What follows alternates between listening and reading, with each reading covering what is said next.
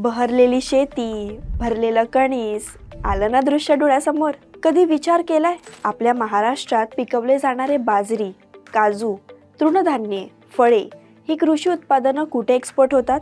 तर UAE, Netherland, Saudi Arabia, Nepal, Japan, Mexico, Malaysia आणि Germany इथे भारतीय कृषी उत्पादनं एक्सपोर्ट केली जातात.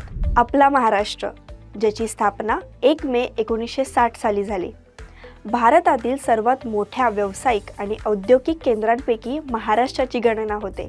जशी विविध कला संस्कृती तशीच विविध खाद्य संस्कृती. महाराष्ट्राच्या प्रत्येक भागाची एक विशेषता आहे.